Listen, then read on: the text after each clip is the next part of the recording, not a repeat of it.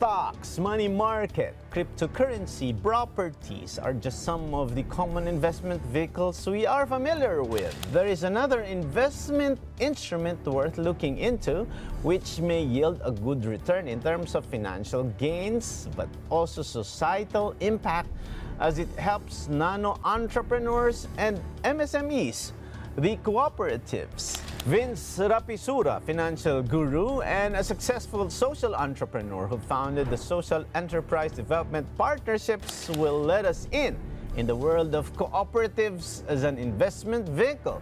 Learn about the functions of cooperatives and how it helps small entrepreneurs access financing as they open for business. As we ring in the new year and remain hopeful to improve our financial standing, Open for Business discusses wealth management tips with focus on cooperatives. All over the Philippines, there are 18,848 cooperatives in 2020 as per the Cooperative Development Authority. About 10,900 were active. It's high time to get to know cooperatives well and see what opportunities lie ahead in terms of investments. Joining us is an expert in financial education and cooperatives, having formed his own Social Enterprise Development Partnerships, or SEDP, which quickly grew as it embraced microfinancing, financial education, and social entrepreneurship. With over 20 years' experience in social enterprise, he has been invited as a speaker in international conferences, including Asia and Europe. He also authored a book on financial literacy called Learning or Earning Wealth, Successful Strategies in Money Management. Please welcome Ariel Vincent Rapisura, President, CEO of SEDP. Salamat sa pagpapaunlak sa amin, Vince. How are you? Thank you, Cesar. I'm good at maraming salamat din sa invitasyon para sa pag-guest dito sa Open for Business. Last time that we saw each other was in a Pag-ibig event, and Yeah. I think you were representing SEDP and you were promoting what's good for the cooperatives when it comes to Pag-ibig. Can you tell us more on the SEDP initiatives as far as Pag-ibig is concerned? Yeah, in SEDP, what we do talaga is promote what we call social investments. Ito yung tayo ay nag-i-invest with the heart. Hindi lang puro profit yung tinitingnan natin, pero dapat at the same time, nakakatulong tayo sa lower income segments or nakakatulong din tayo sa environment. That's the difference. No? We're focused actually on social investments. And that's where Pag-ibig comes in kasi when we save in Pag-ibig, that's going to be used for housing. And housing is one of the challenges nating mga Pilipino. There's about 6 million backlogs in housing. And that's the same with the cooperative sector. When we save in the cooperative sector, the money will be used to support farmers, mga nano and micro enterprises, and small businesses. If you place it in commercial banks, the tycoons will have your money. Okay, but if you place it in where? Yeah, in Pag-ibig MP2 or in cooperatives, it will benefit the local economy. It will promote local economic development. So bottom of the pyramid talaga.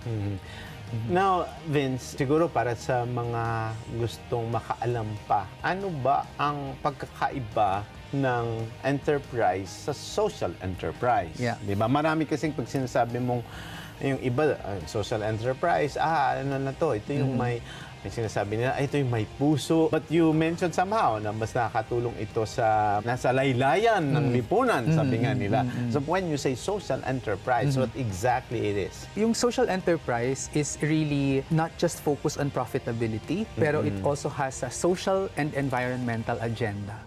So, hindi tayo nagde-decide ng mga business decisions. Yung mga business decisions that we make sure that these are not oppressive. We make sure that this will not destroy the environment. So for example, magpi-business tayo, kikita nga tayo ng malaki dyan, kunwari pagkain yan, pero nakakasira naman sa health. No? Maraming preservatives, maraming mga unnatural ingredients. Then you're not really doing your customers good. So, in social enterprise, dapat yung mga decisions natin, hindi lang sa kikita tayo. Tayo dapat nakakatulong at tayo din dapat ay nagpe-preserve ng environment. So, that's the main difference. And the main criteria na para makita natin talaga yung totoong social enterprise is to see how the corporation or the business uses its profit. So kung yung profit niya ay dinidistribute lang niya sa mga kapitalista, kasi yun yung ano natin, yung mode, di ba? Hindi siya social enterprise. And that's where the cooperative sector would come in again, because yung cooperatives, ang owners niyan ay yung mga members. So kapag nag-declare ng dividendo yung kooperatiba, yung members ang makikinabang. So marami yung makikinabang, hindi lang yung iilan. Pero pwede naman sabihin din ng mga malalaking korporasyon. Sabi mo nga ng tycoons, sabi nila meron din naman kaming social purpose. We also have this heart for the society, and we give back to the society. Yeah. But if you ask them whether they would do it if it's not profitable, they won't. But social entrepreneurs will. Kasi yung social mission and environmental agenda is equal to the profitability. O kunwari, sabihin natin yung mga big corporations, can you go into this market pero break even ka lang? Ayaw nila yun. Ayaw nila yun. So, pag sa social enterprise, pwede yun. Pwede yun, yes. But, di ba, based on SDGs, di ba, United Nations, parang 17 ba yun? With that 17, even the largest corporations now have special reports on this impact to the planet, environment. Right. So, how would you explain that? Actually, good yun, no, that they're trying to adopt it. Pero there's also plenty of studies that the report is just there for compliance. Actually, may term nga na ginagamit dyan. It's greenwashing. They're saying na, they're environmentally sound. Pero actually, when you dig deeper, hindi talaga. There's also an accounting system that does this. Pero those who are in the consulting world, sinuri nila kung tama ba yung reporting nila on governance, environment, and the social side. Hindi pa rin talaga nagmamaterialize. So, it looks nice on paper, but in reality, hindi siya okay. So, parang lip service lang, parang ganun. Parang medyo maganda lang sa report. Hindi ba, Vince, marami kang nakakaaway ng mga malalaking kapitalista dahil sa yung mga pananaw? Actually, ang ginagawa ko is to try to make them understand that if you take care of your market, and if you make your practices more sustainable, it's actually more profitable. I'll give you an example. During the pandemic, we're into the cooperative sector, so we do financing. Pero yung financing namin sa SEDP is not through loans. Kasi when we talk about financing, parang nagpapautang ka, ganun yung pumapasok. So sa amin, we shifted the paradigm. Instead of a creditor-debtor relationship yung ginagawa ng co-op namin, what we do is, sabi namin, hindi, we're business partners. So we call them kanegosyo. Kasi pagkakaiba nun, pag nagpapautang ka, may nagbabayad. Yes. So ito naman, kapag business partner, malugi ka, malugi kayo pareho. Malugi kami pareho, at ang mas mahalaga sa amin ay tutulungan ka namin humanap ng paraan para makabangon ka ulit. Yan. Because kapag tutulungan ka namin na makabangon ulit, di masaya, marami akong kliyente. Yung iba kasi, yung traditional financing kasi is, delinquent ka na. Yun yung tawag nila dyan. So, pag delinquent ka, hindi ka na nagbabayad. Hindi ka na nagbabayad. Tapos, sisingilin na yung, sa'yo, mag-foreclose ka na nila. Maiilit na yung mga yung properties mo. So, nahihirapan ka na magbayad ng utang, ibabaon ka pa nila. That's the traditional, conventional finance, no? But sa amin, what takes precedence is yung tao. Yun yung importante. So, hahanap kami ng paraan para makabayad siya. During the pandemic also, what happened was, di ba nag-lockdown? Kami, hindi na kami nag-charge ng interest during the period na nag-lockdown. Kasi most of the, if not all, the financing companies, chinarge pa rin nila ng interest yung mga may utang. Maski yung mga mahihirap, chinarge pa rin nila. So ako sabi ko, ayokong ikayaman yung kahirapan ng iba. Kahirapan ng iba, di ba? It's precisely that. Ayoko yun. So, sabi ko, no, we're not going to collect. So, we had a hit of about, in those 2.5 months, siguro, ang losses namin ay umabot ng 16 million. Pero, yun ang tanong ko. Yung iba kasi, parang they did good and then eventually it did well for them. Yes. Ano yung napala ninyo doon? Kung if your losses during that time was about 16M, what happened? So, nabalitaan sa community na yung yung SEDP op natin o yung SEDP kanegosyo natin, hindi pala siya nagdagdag ng karagdagang interest, no, during that time na naka-lockdown tayo. So, naramdaman nila yung care ng organization. And so, now, it's easy for us to expand at kami yung tinatanong, linalapitan ng mga members. So, it generated natural marketing for us. Yun yung difference ng social enterprise sa traditional na business. Okay. Napaliwanag na natin, Vince, yung social enterprise. At lagi nating binabanggit at ang topic natin ngayon ay kooperatiba. Yung sinasabi mo, yung traditional business, ang kumikita yung mga may-ari lang. Pero pagdating sa kooperatiba, ang dividendo napupunta sa mga miyembro ng kooperatiba. So, ibig sabihin, parang feeling mini tycoon ka din kasi ikaw yung nakakakuha ng mga dividendo. Right. Maraming types ang kooperatiba, Yeah. 'di ba? Parang I read, 'di ba, out of the 18,848 'yon, according to CDA, may 10,000 active. Ano tong mga to? Ano ang klase ng mga kooperatiba? So marami yung mga savings and credit cooperative. I think most are multi-purpose cooperative, so they can go into a lot of businesses, no kinds of businesses. May mga transport cooperatives, there are also workers cooperatives. Ang difference kasi ng cooperatives is we bond together to help each other, no? And we create a business out of that. We share in the profits and losses. Kapag traditional business kasi, mangangapital tayo para kumita. That's the purpose. Pero sa kooperatiba, yung sense of community talaga mas malalim. Kaya usually kapag titignan mo yung mga types of cooperatives like sa transportation sector, talagang yung mga members ng kooperatibang yan, mga tricycle drivers, jeepney drivers, they're bonding together to be able to run the business more efficiently. At kapag kumita sila, paghahati-hatian nila yon yung benefits. Okay. So, ito, based dun sa research, may credit, cooperative bank, producer cooperative, multipurpose, other types of cooperatives. Sino-sino yung mga players na yan? So, ito ba yung parang, okay, we have a common interest, we bond ourselves together, and saan dapat ito na i-register? Paano pag ayaw mo na? And things like that. You know, how do you go into the process of forming a cooperative or earning from it, and you know, what's your exit strategy din dyan? Parang meron din bang ganon? Actually, yung forming ng cooperative, minimum of 15 cooperators ang dapat na meron tayo dyan. And you have to register it with the Cooperative Development Authority. To earn from it, you can be a member. So usually, may pre-membership education seminar. Unlike, for example, when you open a bank account sa banko, wala na, di ba? You just sign the documents, give your ID, that's it. Sa cooperative sector, may pre-membership education seminar. So, i-orient ka ng kooperatiba, what the mission and vision is, ano yung products and services, and how it works. And usually, you can earn by becoming a saver and providing share capital in the cooperative. So, ako, no, ang framework ko sa pagpili ng kooperatiba, or actually, in any kind of investment, I have a framework, I call it the SEXY framework. Sounds sexy. Sounds sexy. S is for secure, no? So it should be secure for the yan yung pinakauna. So in the cooperative sector, to make sure na secure in the sense na ano yun? yung pag naglagay ka ng deposit mo or ng share capital mo ay hindi mawawala yung pera mo. So secure siya to quickly determine kung okay yung cooperative. Kasi sabi mo nga 10,000 lang yung active. Actually dun sa active na yan, I'd say mga nasa 1,000 lang talaga yung okay. Okay. In the same manner, ganun din naman sa mga corporations, no? I think there are dami rin. nakarehistro. Pero yung magagaling, okay, mga 1,000 lang talaga.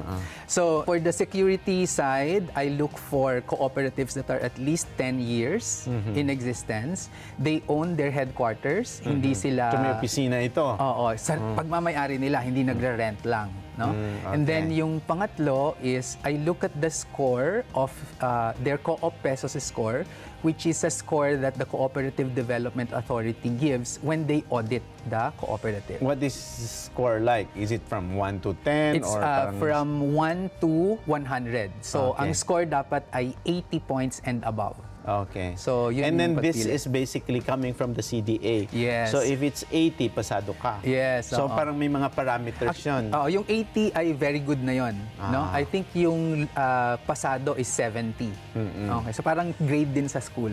So parang may mga ano yun, parang areas where you have a specific score. Yes, okay. Ayun. So these are the three main indicators or quick indicators that I use to determine whether this cooperative would be a good candidate for placing my savings or share capital investment. Okay. No? So that's the secure side. And then sexy, E is for encashability or liquidity.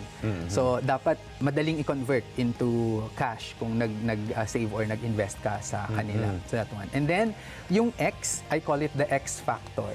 The X factor is social and environmental agenda. So that's the X factor investing. When you say social and environmental Agenda. ano or yun? objectives. Kasi parang ito ba yung sinasabing, ano dapat yung mga materials ng produkto mo, organic, mga ganyan. Well, hindi naman necessaryong organic. Yung mga okay naman Or yung hindi nakakasira sa kalikasan. Yes, oo. So for example, mag-i-invest ba ako sa minahan na nagpa-follow ng rules para ma-preserve yung environment? Pero ang alam natin, hindi naman din bawal ang minahan. Basta huwag lang makasira sa Basta kalikasan. oo. Or meron siyang mitigating mitigating measures. No? O kaya, renewable energy ka na lang. Yes. Doon na lang tayo sa renewable energy, mag-invest. Mga ganun siya. Okay. Yung social side is, we have to make sure na hindi oppressive. Like for example, mababa yung presyo ng mga produkto nila, pero below minimum wage pala magpasahod. Di ba? So, nakatipid tayo, pero at the expense of the employees. So these are the things that we take a look at in terms of the X factor side. No? And then we go to Y. Y, oo. So yun yung pagtingin ko sa security and cashability X factor, and then panghuli talaga yung Y, which is yield, no, or yung returns. So bago mo paisipin yung kikitain mo, you have to make sure na secure and cashable at may X factor yung product, investment product or savings product mo before you take a look at the yield. Kasi usually ang mga Pilipino kapag nagtatanong ng investment, ang unang tanong ay magkano bang kikitain ko diyan? Sabihin ko 30%. Pero bukas wala na ako. 'Di ba? Kaya kailangan ang titignan mo muna, secure ba 'yan? Safe ba 'yan? Na madali bang i-convert into cash at may X factor ba 'yan, no? Social and environmental bago yung yield. But Vince, the way you explain it, we also see that in corporations. Paano ang pagkakaiba? Ano ang pagkakaiba ng isang korporasyon sa isang kooperatiba? Kasi 'di ba, sabi mo nga sa cooperative, meron din siyang member cooperatives, parang yun yung board or yun yung investor, and it's with CDA. So parang magkaiba sila ng pinagre-rehistruhan o government body that handles or that regulates it. So what is the difference between a corporation and a cooperative? So, yung corporation, ang main na nagpapatakbo sa kanya talaga is profitability. Like us, we also have corporations, pero doon sa mission and vision statement namin, talagang nakalagay doon na we are a social enterprise, pero ang embodiment niya ay corporation. So, ang main difference talaga, for example, member ako ng co-op, no? Bumili ako ng produkto ng kooperatiba, yung pagbili ko na yan doon sa kooperatiba, at the end of the year, titignan na yung financial statements ng kooperatiba at magkakaroon ng tinatawag na patronage refund. Yung patronage refund is a rebate to me based doon sa kinita ng kooperatiba. Tapos, aside from that, may kita pa yung kooperatiba, may dividend pa ako as a member. Pero sa corporation, sa traditional business, when you buy a product, that's it. You don't get any patronage refund or you don't get any dividends. So, in short, parang mas maraming insentibo or benepisyo para sa mga kooperatiba. Pero ang tanong, hindi ba yung mga korporasyon may mga sarili din silang kooperatiba? I'm just asking all these questions because these are some of the questions that I gathered also from pre-interviews. Yeah. Hindi totoo naman, no? At usually, sa totoo lang, in big corporations, nagfo-form ng cooperative para may pang-mitigate sa management ng corporation. In a sense, parang yung cooperative na fino-form ng mga corporations are for the employees of the corporation. The employees of the corporation, they band together. Sasabihin nila, or we were going to save together and use that money to invest. para mapalaki pa. Usually, ganun yung forma ng mga kooperatiba in the corporate sector. Maganda itong tanong na ito. Isa sa katangian ng kooperatiba ay ang pagyakap sa mga maliit pa sa maliit na negosyante. Ang mga nano-entrepreneurs or nanopreneurs, as SEDPI has coined the term. In fact, even our president is pushing for nano-entrepreneurs to be recognized as contributor to the economy. How are cooperatives beneficial to nano-entrepreneurs, especially to those who rely on financing via 5-6? Oo. Yung mga nano-enterprises, actually, they can benefit from cooperatives kasi the cooperative sector is primarily made, no? Yung essence ng Republic Act 9520 natin ay nasa social reform agenda eh. And yung social reform agenda natin, ang pinakagusto niya talaga is poverty alleviation. And that's where nano-enterprises belong. Kaya kapag nagde-design ng mga products and services sa mga cooperatives, talagang madali para sa mga nano-enterprises. For example, when they apply for loans for their business, simple lang yung mga document requirements. Yung ibang cooperative nga, ang alam ko lang na requirement nila ay barangay certificate. Tapos, mag-a-apply ka na, they do the credit and background investigation, and if they find you worthy, then you have the capital for your business. You can't do that in banks. Mahirap yan gawin ng mga bangko. Pero kung ganito kadami at kaganda yung benepisyo ng kooperatiba, bakit kakaunti lang? Sabi mo nga, from 10,000, ang active dyan, ang talagang magaling dyan, 1,000. Why only 1,000? What's your insight on that? As I mentioned a while ago, no, parang there's about 1,000 cooperatives. But if you take a look at the co-op membership in the Philippines, there are about 10.2 million Filipinos who are members no, of the cooperative sector. So maaaring kaunti lang pero madaming miyembro. Madaming miyembro. At saka yung 10.2 million na yan, if you take a look at the working age natin, no? Kung titingnan natin yung ating eligible na for the election, so 18 and above, mga nasa 40 million lang yan eh. So, if you take a look at that, 40 million versus 10.2 million na membership, significant naman yung numbers. No? So, in terms of reach, madami. Saan marami ang cooperatives? Parang in terms of geographics yan, parang saan sila? Luzon, Visayas, Mindanao, kalat-kalat din ba yan? Kalat-kalat yan, madami yan. In fact, if they go to my website, no, vincerapisura.com, or i-google nila, Vince Rapisura, and then top co-ops in the Philippines, gumawa ako ng listahan ng top 3 cooperatives per province. Kasi laging tinatanong sa akin saan ba magandang kooperatibang tingnan ko? Yan, that's the easy list to go. No? Marami tayong mga makikita na ganyan. So for example, in Batangas, meron dyan cooperative. No? They're into egg layers, agriculture, meron silang feed mill, may grocery sila. If you go to Mindanao, madami din yan, mga agri-based co-ops. No? Mga producer organizations. Even in Visayas, ganyan din. Usually, ang maraming members ng mga kooperatiba nasa agri-sector, mga farmers.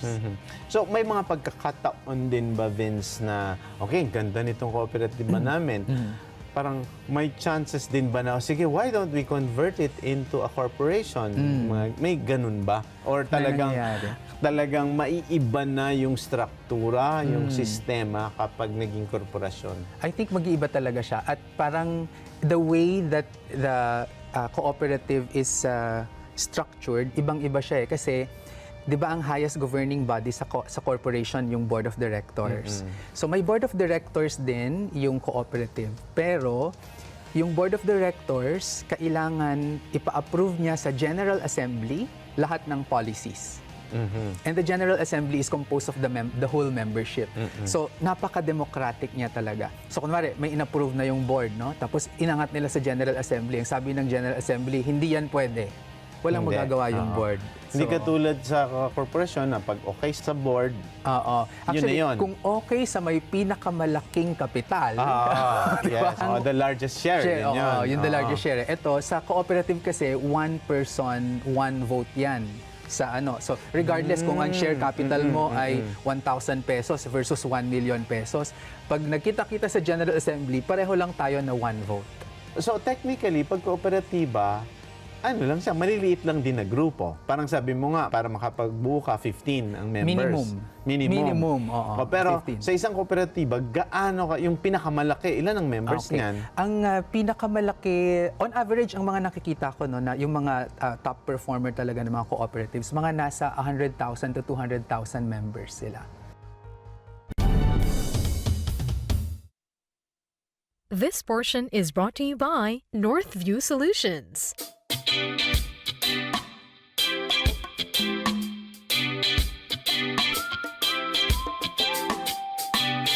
It's fun time again with New Naitong this February.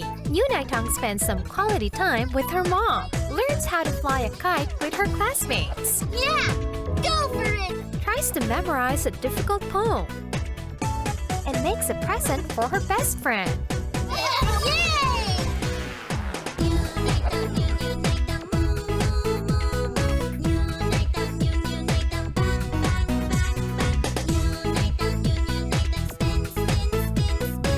Sunny Girl number 23.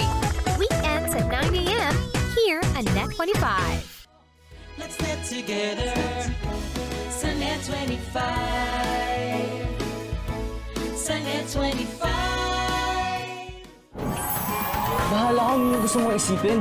Be captivated in this one-of-a-kind journey to stardom. I know what I want, and I know talent when I see it. As these vibrant Stargadas dive into intense workshop and embark on thrilling adventures that will test their determination and unveil their true potential. Go, go, go! Sama-sama tayo sa saya, excitement, tears of joy, drama ng buhay at pagpupursige. Marami pa silang pagdadaanan. Maraming pa. The Road to Stargada, Monday to Friday, 5:30 p.m. Get together. Sunnet 25. Sunnet 25. Menopause.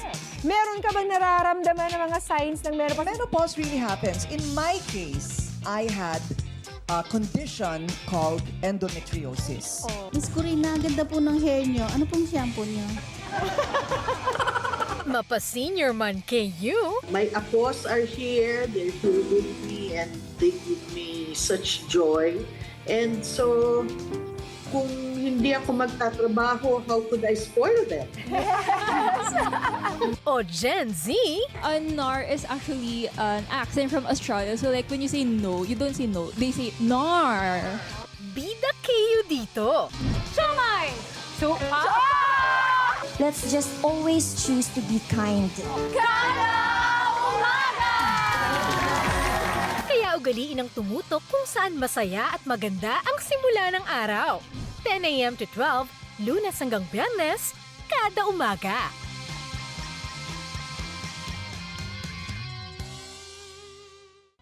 Let's get together. Sunnet 25. Sunnet 25.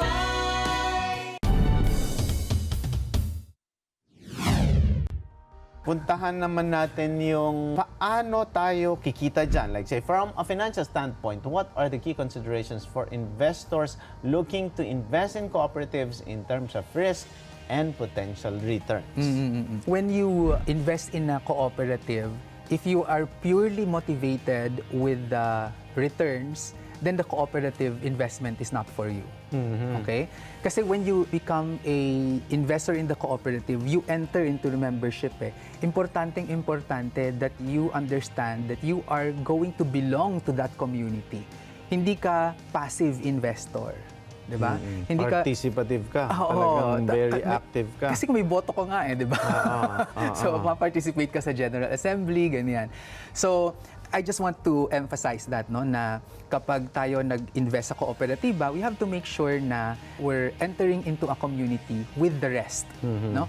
So, paano natin malalaman yung kooperatiba na okay? So, as I mentioned a while ago, dapat 10 years in existence na sila, they own their headquarters, and Co-op Peso score of at least 80 points, no? Tapos depende na sa'yo kung anong klaseng kooperatiba yung gusto mong salihan. But in this case, parang do you also reject memberships? Or kunyari, like say for example, kung sige, nag-invest siya, pero very passive naman siya. So parang can he booted out as a member of the cooperative? Yeah, it would entirely depend on the articles of cooperation and bylaws niya. There are cooperatives, for example, that they're only limited to a certain group or a certain geography. So for example, I register my cooperative and I only get a license from the CDA to operate in Metro Manila. So if you live outside of Metro Manila, i-reject nila talaga yung application mo, no? Or merong mga ano din, no, mga closed cooperatives ang tawag din nila yan, no? So let's say for example lang pang fisherman ito, no? If you're not a fisherman, then you cannot become a member of that cooperative. So may mga ganun din na So parang titingnan mo talaga yung bylaws nung ano ng kooperatiba. Okay. So halimbawa, ako ay maliit na negosyante. So parang sa palagay ko makakatulong sa akin yung kooperatiba. Ano yung gagawin ko? Do I have to enter my individual name or my small business to that cooperative, or you can do two things at the same time? In the Philippines, no, only individuals can become members. So hindi pwedeng mga juridical personalities lang like corporations or your business. So talagang pangalan mo. Pangalan dapat. Ikaw yan. But you see that. I'm sure there are MSMEs who are registered, whose owners are registered as individuals in the cooperatives. Yeah. So they get the best of both worlds. Parang ganun ba? So they get they become a member of the cooperative and they put up their business. That's totally fine. Wala namang kaso doon. Pero, kung maganda sa selection process nyo rin yun, check baga, ano ang maitutulong ng individual na ito sa kooperatiba? Parang ganyan. Pwede rin, no? Actually, mas yun yung titignan din natin. Di ba yung community nga kasi siya eh. So rather than what will I get from that cooperative, ano yung maitutulong mo para sa kooperatiba. Sige, pumunta tayo doon sa financial strategies na. Isa sa mga nabasa namin ay napag-aaralan ang pagpapayaman. So ngayon, paano kayayaman sa kooperatiba? I know that you have these social initiatives. I know that you are after the environment, you're after the impact of the cooperative to the environment and to the planet and to the well-being, to the community. Kasi siyempre importante yung why din doon sa sexy mo. Naman. So ano yung yield doon? So paano kikita? Right. So if I compare, I started investing in the cooperative sector in 2005. So I select strong cooperatives where I place share capital, no? And consistently, I've been getting 6% to 12% dividend tax-free from those investments. Compared to my stock market investment. Ano nakukuha mo doon? Taas baba siya eh. So kung 6 to 12, ano yung traditional? Dito sa stock investing, it could go as high as 50% in a year. But it could also go negative. Negative 30 yata yung pinaka. So ang pipiliin mo yung consistent na. Yes, kasi alam mo, Cesar, no, ang sinasabi ko nga, yung pag-i-invest, ang strategy mo dyan parang pag-ibig. It should be consistent and predictable, di ba? hindi yung roller coaster ride tulad ng sa stock market. Sa bagay, sabi naman nila sa stock market, ito ang ilalabas mo dyan, yung talagang pera mo na mawala man yan, hindi sasamang loob mo. Kaya, diba? At yan din yung mga fina-flag ko na sinasabi, no? Kasi sino ba naman yung tao na may kakayahan na okay lang mawala ang pera niya? Hindi pero dapat ang mindset mo nga daw ganun dahil alam mong volatile siya. Alam mong magne-negative 30 sa minsan. Kaya sinasabi ko na mali ang ganong pananaw. Okay. So pakipaliwanag. Yun, di ba? Kasi di ba, parang pinagpapaguran natin ito tapos sasabihin mo okay lang na mawala. Hindi. You guard it with all your might, di ba? So it's not to say that I don't have stock investments. I do. Pero if I compare it, yung 2005 ko na investment na 1 million, now in the stock market, it's 3.81 million. Not bad, but 2005 to 2023. Ikumpara natin ngayon dito sa co-op investing na puro lang siya pataas, walang maski nung pandemic hindi ako nag-loss. Yung share capital investment ko na 1 million nung 2005, it's now 8.2 2 million pesos. Mas okay siya sa akin kasi alam ko na yung pera ko doon sa kooperatiba nakakatulong sa community. At the same time, natutulungan ako. So, posible na yung isang individual papasok sa isa o maraming mga kooperatiba. Basta maging participative siya, hindi siya passive. Oo. Tapos, at the same time, makakaasa siya ng ganong yield. So, pwede yon. Yes, oo. Wow, interesting. Sa librong isinulat mo, sinasabi mo na ang pagyaman ay napag-aaralan. Can you share some more of your financial tips for our viewers, especially in the area of investing? When we make the investment, we have to always make sure that the purpose, the why, why you are investing is answered. Okay? Kasi kung ang gusto mo lang ay magkaroon ng pera, malabong goal yun eh. No? It doesn't excite me really, no? Because a lot of people can just do that. Pero if you're saying na, okay, itong investment na ito ang pang-retirement. Okay, itong investment na ito dapat ay gagamitin ko pagpatayo ng bahay, pagpaaral sa aking anak. If you take a look at those purpose, kaya mo ba talagang ilagay yan sa isang investment na pwede kang malugi?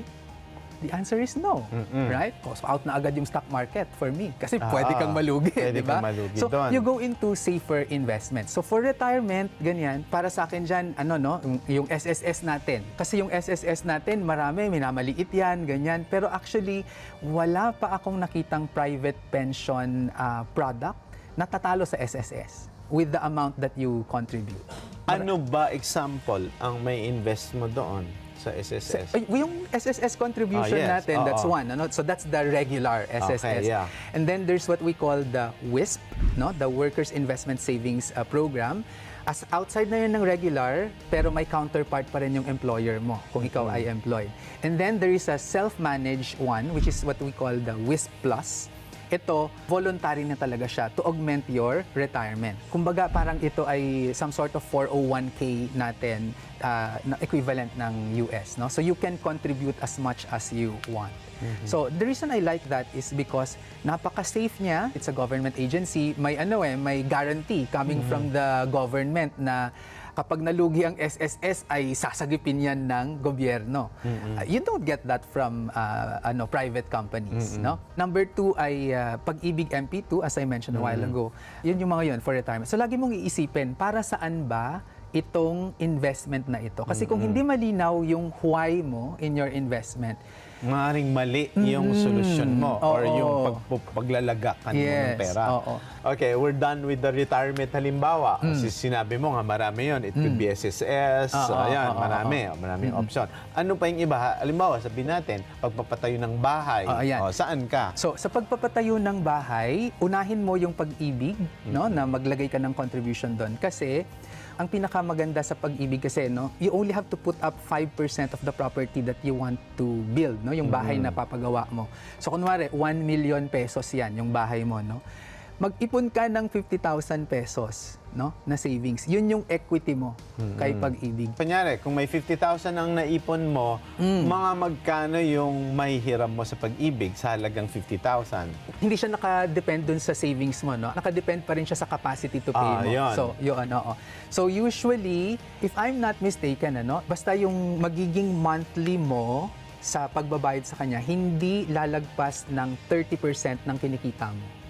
Okay. So, kung kumikita ka ng 20,000 pesos per month, dapat pag nagbabayad ka na ng amortization mo sa kanya, hindi lalagpas ng 6,000 pesos. So may matitira pa rin sa'yo? Yes. Halimbawa, gusto mo paaralin yung anak mo, ano naman investment ang pupuntahan mo? Okay. So, depende sa time horizon. Kung bata pa, yung anak mo, okay ako to go into real estate investing, Kasi maganda yung rental income at may pagbata pa, mahaba pa yung PC, pwede ka pang bumawi, Pero pag kunwari mga 5 years na lang, magka-college na siya, retail treasury bonds, retail dollar bond, Pag-ibig MP2 is still good. Time deposit from rural banks and cooperatives. Kasi di hamak na mas malaki yung interest rate na makukuha mo sa kanila. Sa rural bank, pag nilagay mo yung time deposit mo sa kanila na 5 years plus 1 day, it's tax-free. So, yun, wala nang withholding tax na 20%. Okay. Yeah. Ito naman, Vince, kasi maraming nanonood sa atin ng mga MSMEs, yung mga may maliliit na negosyo. Kanya, sabihin nila, kailangan ko pa ng additional na kapital.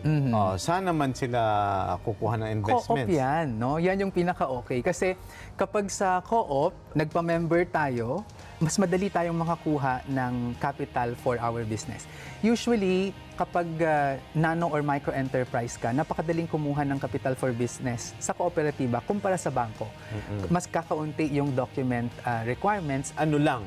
Oo. Kasi siyempre sa bangko baka ang dami. Oo. Daming papel. I think no, kung ang kailangan mong kapital ay mga hanggang 50,000 pesos, government ID plus barangay certificate, okay na. Ika-credit and background investigation ka na. Sa kooperatiba. Sa kooperatiba. Pag sa bangko, ay nako, kailangan mo ng bank statement, kailangan mo ng business registration, ipapakita mo, mga ITR mo, di ba?